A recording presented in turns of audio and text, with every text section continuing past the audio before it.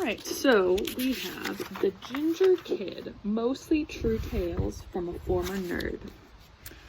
Humbuckers and wah-wah pedals. I have always been very musically inclined. I could read sheet music from a young age, and at 4, my mother caught me playing a concerto on her piano. All of that is a lie. I'm a musical idiot, and sheet music looks like Braille to me. When I was 4, my mother caught me damaging her piano by hitting it repeatedly with my brother's flute. I don't even know if concertos are played on pianos or with flutes. But 10 years later, I started hanging out with Jacob Corey. Jacob and I were in the same class, and he was one of the few people in that class who wasn't a complete jerk to me. The thing I liked most about Jacob was his obsession with music. Also, I liked that he wasn't a complete jerk to me. Before Jacob, my relationship with music was simple. Someone played it and I listened. But music was certainly cool. And if you could play guitar, man, you were the coolest. Or so I imagined. See that kid wearing the wrong-sized flannel hand-me-down shirt? He can play the first few chords of 3 different songs. He's the coolest. Jacob took guitar lessons a few times a week, and he was good. Like, really good. Like, people should not be that good at anything good. And Jacob tried to teach me. This became our ritual. I'd go over to Jacob's apartment after school, and he'd teach me whatever I was able to learn, which wasn't much. I parroted Jacob's opinions that Gibsons were better than Fenders, and electric was more fun than acoustic, and Joe Satriani was a god. I had never heard of Joe Satriani outside of the context of Jacob discussing him, but after I looked him up, sure, he was the best. Sometimes we'd go to the Sam Ash on Queens Boulevard, where anyone could play the instruments they had for sale. Jacob would pick up a $1,000 guitar and play something great on it. And then I would very carefully pick up a $100 guitar and play the 4 chords he taught me, C, G, D, and E minor.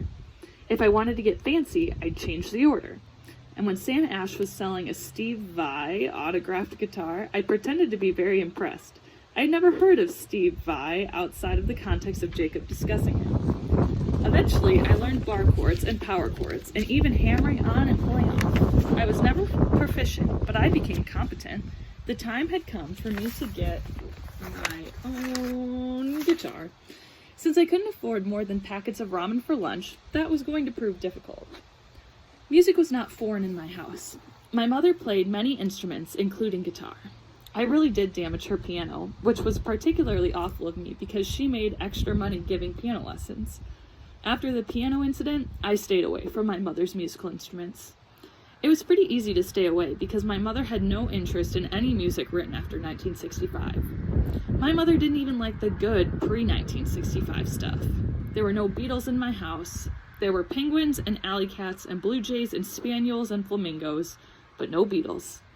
My mother loved 2 genres of music, folk and doo-wop, and neither one of those were cool. No one in history has said, "See that kid wearing the wrong size flannel hand-me-down shirt? He can play the first few chords of Earth Angel. He's cool." More likely, they've said, "See that kid wearing the wrong size flannel hand-me-down shirt? He can play the first few chords of Earth Angel. Let's get him." I had nothing against folk music. I could appreciate Peter Paul and or Mary, and folk spawned Bob Dylan, Joni Mitchell, Paul Simon, James Taylor, and other people whose last names are also first names. But I didn't want to play folk music. I wanted to rock. Maybe it's called folk music because your folks like it. My mother had an extra guitar, partially because she had an extra one of everything she rarely used. I asked if I could have it. The neck was chipped, it needed new strings, and the only way I could make it rock was to break it on stage, as if it wasn't already broken enough. But my mother said yes, and suddenly I had a real guitar. And suddenly the $100 guitars at Sam Ash looked super expensive by comparison. I took my new deformed baby to Sam Ash and had it restrung. I don't know whether they were more surprised that someone was spending money on such a piece of garbage, or that Jacob and I were spending money at all. But I had a guitar, and that was all that mattered. And Jacob was kind enough to stop telling me that electric was more fun than acoustic. Considering the guitar I had, there was no need to rub it in. Even once I had my own guitar to practice on, I wasn't very good. I could never get my fingers fully calloused like Jacob could, and sheet music still read like Braille to me, which is probably harder to read with calloused fingers. but simply having a guitar to poorly noodle on gave me the street cred to start hanging out in what was affectionately known as the freak hallway. Hunter High School's hallways are shaped like a Q. The vast majority of high school and Lord of the Flies take place in that O-shaped part of the Q. But in that little nubbin that extended out and transformed the O into the Q, that's where the freaks hung out. The freaks weren't freaks so much as they were artists. They were painters and theater kids and guitar players. They were people who didn't fit in with the cliques of the world and preferred to exit the popularity rat race rather than run behind it. Hunter's name for the Q nubbin was the art hallway, as the art classroom was right there. But at some point in Hunter's history, one of the popular kids called everyone in that hallway a bunch of freaks, and the freaks proudly adopted the moniker. I desperately wanted to fit in with the kids that didn't fit in, and that's where my new guitar helped. I'd sit in the freak hallway during lunch, alternating between packets of ramen and plucking my guitar. I quietly played the few things I knew how to play, attempting to mask my lack of knowledge, talent, and confidence. The freak hallway was a much healthier escape than the nurse's office, and it allowed me to overhear conversations that made me realize that other people's lives suck too. Every now and then, I'd even make a friend. Most of the freaks had walls up, solidly constructed from years of bullying.